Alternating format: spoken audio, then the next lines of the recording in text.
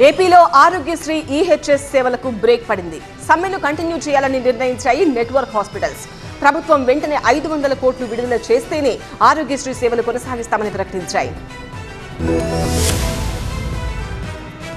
ఏపీలో ఆరోగ్యశ్రీ ఈహెచ్ఎస్ సేవలు నిలిచిపోయాయి. 3000 కోట్ల రూపాయల పెండింగ్ బిల్లుల్ని చెల్లించాలంటూ నెట్వర్క్ ఆసుపత్రులు ఆందోళన బాటపట్టాయి. నెట్వర్క్ హాస్పిటల్ అసోసియేషన్ ప్రతినిధులతో స్పెషల్ సిఎస్ చర్చలు జరిపారు. బకాయిల్లో తొలి విడతగా 1000 కోట్లు చెల్లించాలని డిమాండ్ చేశారు నెట్వర్క్ హాస్పిటల్స్ ప్రతినిధులు. ఈ నెలలో 500 కోట్లు చెల్లిస్తామని, ఆరోగ్యశ్రీ సేవల్ని కొనసాగించాలని కోరింది ప్రభుత్వం. ఇచ్చిన హామీ ప్రకారం మొదట 500 కోట్లు విడుదల చేశాకే ఆరోగ్యశ్రీ ఈహెచ్ సేవల్ని కొనసాగిస్తామని తాజాగా నెట్వర్క్ హాస్పిటల్స్ ప్రకటించాయి. మరోవైపు ఇన్సూరెన్స్ కంపెనీల నుంచి ఆసుపత్రులకు చెల్లింపులు జరిపేలా ప్రభుత్వం తీసుకొస్తున్న కొత్త విధానంపై విముఖత వ్యక్తం చేశారు నెట్వర్క్ హాస్పిటల్స్ ప్రతినిధులు. అలాగే ఆసుపత్రుల్లో తనిఖీలపై తీవ్ర అభ్యంతరం వ్యక్తం చేశారు. తమను భయపెట్టడానికే ప్రత్యేక బృందాలతో ఆసుపత్రుల్లో ఆకస్మిక తనిఖీలు చేస్తున్నారని విమర్శించారు. స్పెషల్ సిఎస్ తో జరిగిన సమావేశంలో చెప్పినట్టుగా వెంటనే 500 కోట్లు విడుదల చేయాలని డిమాండ్ చేశారు. లేదంటే ఈహెచ్ఎస్ సహా ఆరోగ్యశ్రీ సేవల్ని నిలిపివేస్తామన్నారు. ఇప్పటికే 6వ తేదీ నుంచి నెట్వర్క్ హాస్పిటల్స్ లో ఆరోగ్యశ్రీ, ఈహెచ్ఎస్, ఓపీ సేవల్ని నిలిపివేశారు. ఈ నెల 25 నుంచి పూర్తిగా ఆరోగ్యశ్రీ వైద్య సేవల్ని నిలిపివేస్తామని అల్టిమేటం ఇచ్చారు.